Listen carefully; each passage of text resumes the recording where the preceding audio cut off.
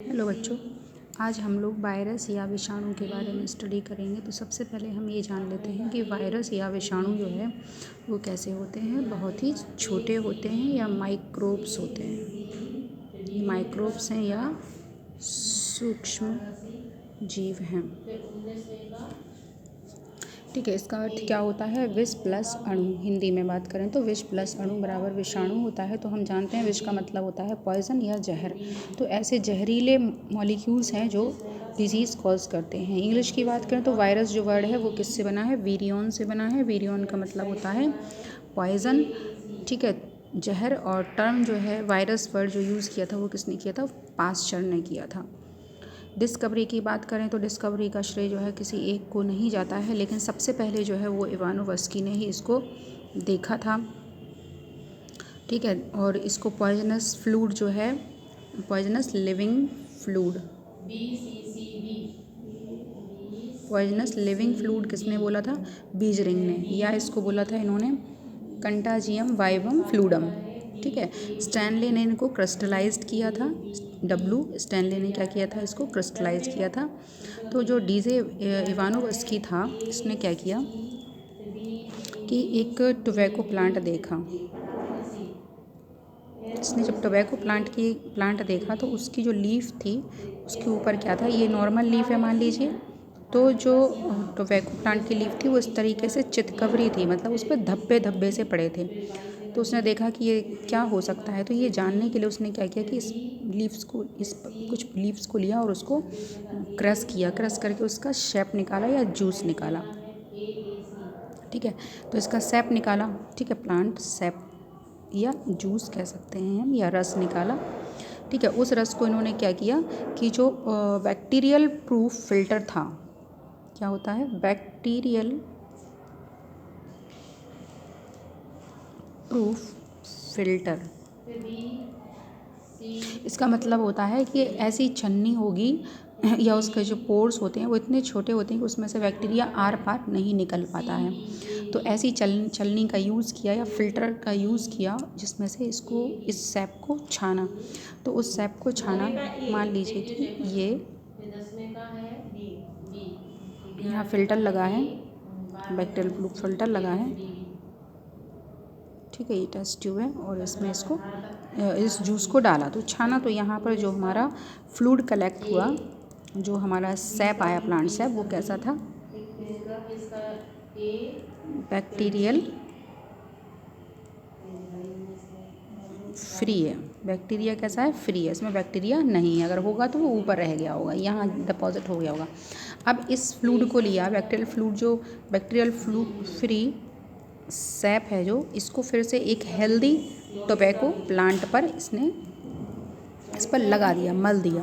तो यहाँ पर मला तो कुछ टाइम बाद क्या देखा कि ये भी डिज़ीज़ कॉज हो गई। इसमें भी क्या हो गई? डिज़ीज़ हो गई।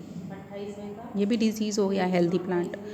तो इवानोवस्की ने बोला कि भाई ये जो प्लांट है, टोबैको प्लांट था, इसमें जो ये धब्बे धब्बे थे, इसमें कोई ऐसा सब्सटेंस है जो डिज़ीज़ कॉज करता है। तो इन्होंने बोला, दो चीज़ें बोली। एक तो उन्होंने रिजल्ट निकाला कि वेरी स्मॉल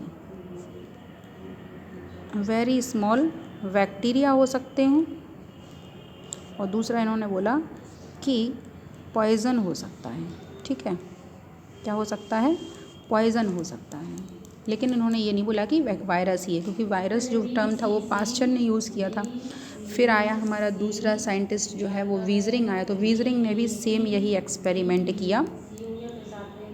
ठीक है, लेकिन उन्होंने बार बार रिपीट किया, इसको साइकिल को चलाया। जैसे डिजीज़ कॉज प्लांट का सैप लिया, उसको फ़िल्टर किया, फिर हेल्दी प्लांट पे लगाया, हेल्दी प्लांट में डिजीज़ कॉज हो गया, फिर इसका जूस निकाला, फिर हेल्दी पर लगाया, फिर हेल्दी प्लांट भी डिजीज़ कॉज हो गया, फिर तो ये साइकिल कंटिन्यू चलाई। तो उन्होंने बोला कि ये पॉइज़न नहीं हो सकता है, क्योंकि पॉइज़न होता तो ये थोड़ा सा डिजीज़ कॉज या तो करता नहीं हो, करता तो थोड़ा उसका जो इफ़ेक्ट होता वो कम होता। लेकिन ये बहुत ही, हर बार जब हेल्दी प्लांट पे लगाया जाता है तो बहुत ही ज़्यादा स्ट्रॉन्ग अपने सिम्टम दिखाता है। इसलिए ये कोई वेरी स्मॉल पार्टिकल्स हैं, बट उसको हम बैक्टीरिया नहीं कह सकते हैं, इसलिए क्योंकि बैक्टीरियल प्रूफ फ़िल्टर से तो हमने इसको फ़िल्टर किया था, तो बैक्टीरिया तो इस बार आ ही नहीं सकते, कोई और पॉइज़न है वो, ठीक है। फिर आया हमारा स्टैनले, थर्ड जो है W स्टैनले, उसने इसको क्रिस्टलाइज्ड किया, मतलब इसको क्रिस्टल फॉर्म में भी कलेक्ट कर सकते हैं। उसके बाद इसका रासायनिक संगठन है जो है या केमिकल कंपोजिशन है वायरस का, उसमें क्या होता है, केवल 2 चीज़ें होती हैं, प्रोटीन होता है और न्यूक्लिक एसिड होता है, ठीक है। ये नॉन सेलुलर होते हैं, मतलब इन वायरस के पास सेल नहीं होती है, केवल उनके पास प्रोटीन की कवरिंग होती है और न्यूक्लिक एसिड होता है। तो वायरस के पास जो प्रोटीन की कवरिंग होती है, मान लीजिए कि ये प्रोटीन की कवरिंग है वायरस के चारों ओर, कोई वायरस है उसके चारों ओर क्या है, प्रोटीन की कवरिंग है। सो ये प्रोटीन का 1 मॉलिक्यूल है, 2 मॉलिक्यूल, 3 मॉलिक्यूल, तो ये सारे मॉलिक्यूल्स जो हैं, एक मॉलिक्यूल को हम क्या कहते हैं, कैप्सोमियर, ठीक है। एक यूनिट को हम क्या कहते हैं, प्रोटीन की यूनिट को कैप्सोमियर, और पूरी इस कवरिंग को जो प्रोटीन कैप्सोमियर जब मिलके एक स्ट्रक्चर बनाए तो उसको बोलते हैं हम कैप्सिड, ठीक है। प्रोटीनेशियस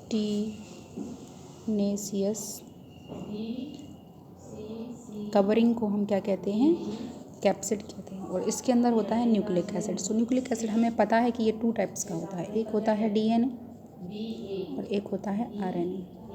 सो DNA होगा किसी के अंदर या RNA होगा, तो ये मान लीजिए मैंने DNA बना दिया, तो बोथ यहाँ पर नहीं होगा, या तो DNA होगा या RNA प्रेजेंट होता है कहाँ पर, किसी भी वायरस के अंदर। अब यहाँ पर हम TMB का आपको डायग्राम बना के दिखाते हैं। तो TMB में क्या होता है, इस तरीके से प्रोटीनेशियस यूनिट्स होती हैं चारों तरफ, और इस तरीके से यहाँ ये प्रोटीनेशियस कवरिंग अटैच रहती हैं।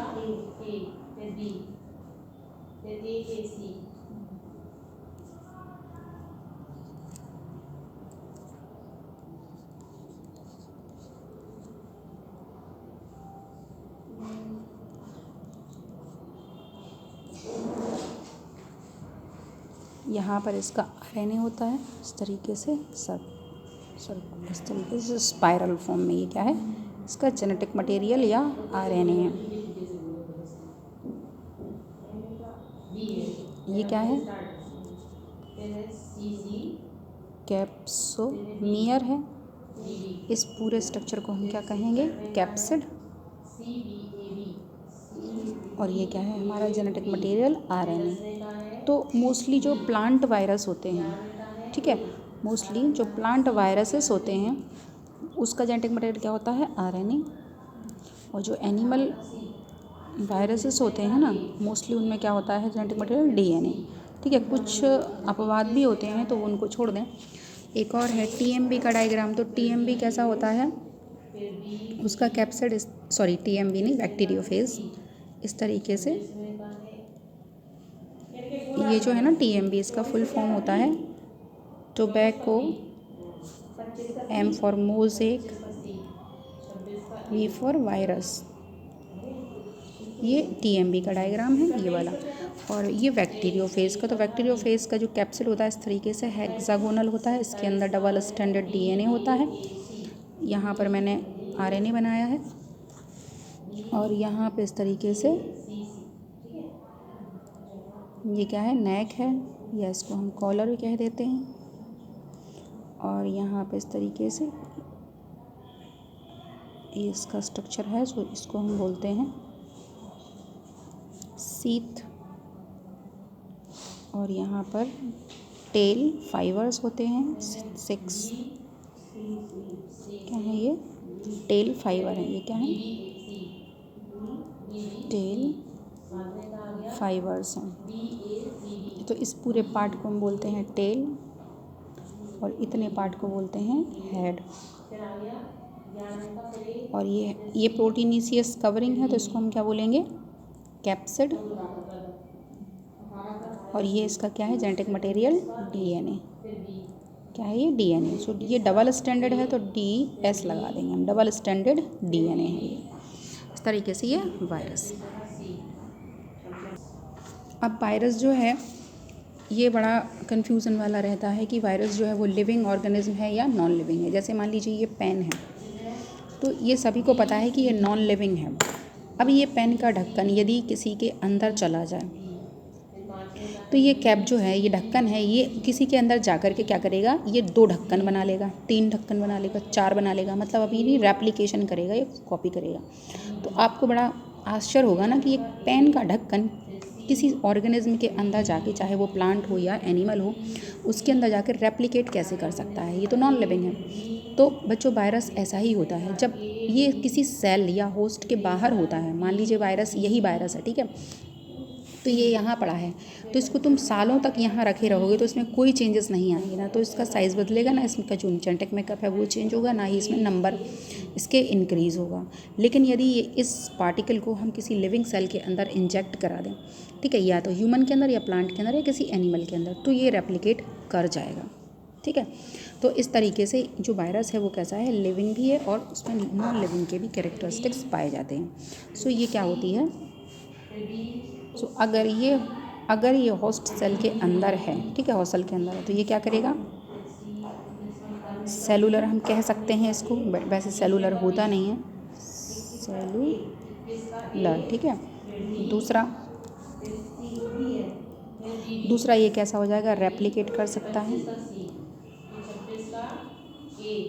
रेप्लिकेशन कर सकता है, ठीक। दूसरा नेक्स्ट जो हो जाता है, इसमें मेटाबॉलिक एक्टिविटी स्टार्ट हो जाती है, मेटाबॉलिक रिएक्शंस होने लगती हैं, जबकि यहाँ पर ऐसा कुछ नहीं होता है।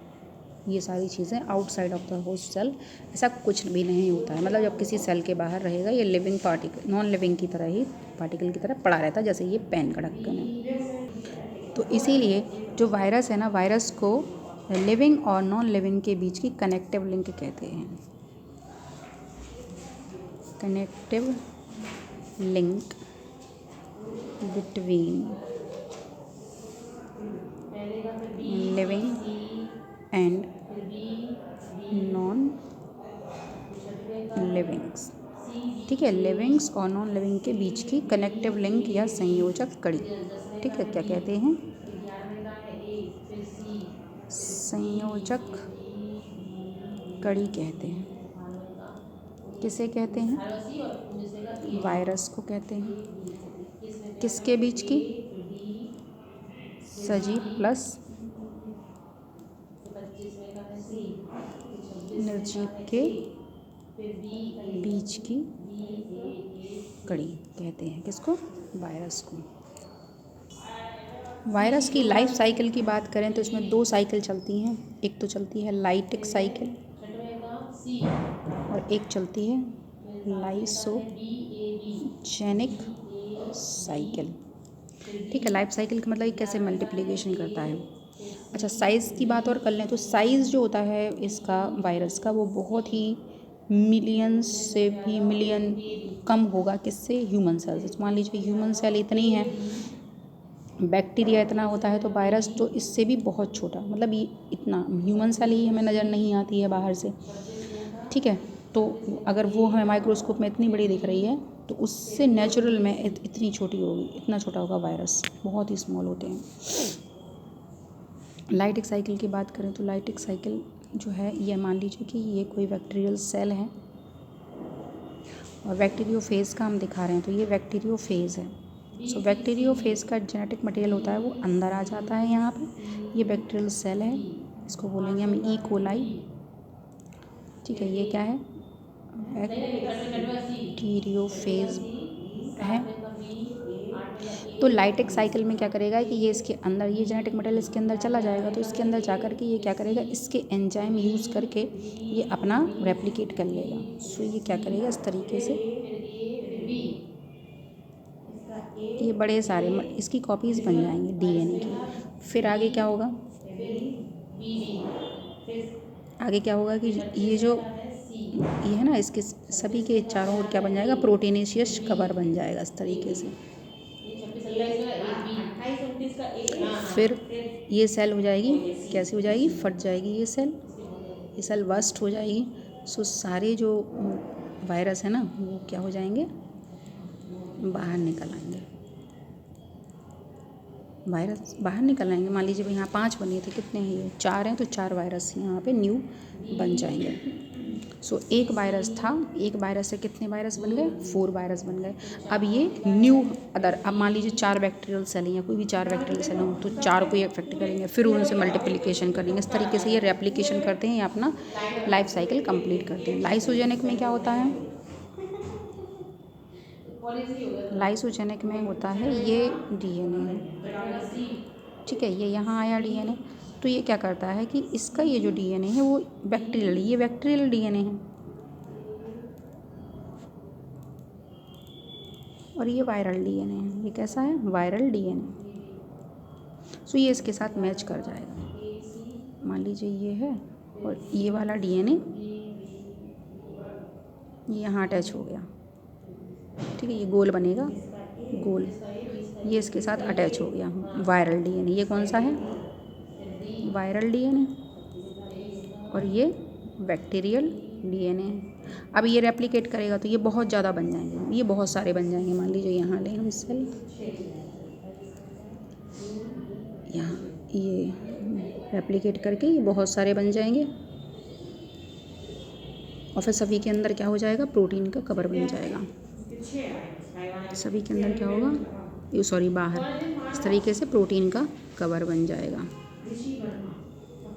चारों के अंदर। और फिर सेल फट जाएगी, सेल फट जाएगी तो सारे बाहर निकल आएंगे। तो जो वायरस निकलेगा, वायरस का जो जेनेटिक मटेरियल होगा वो कैसा होगा?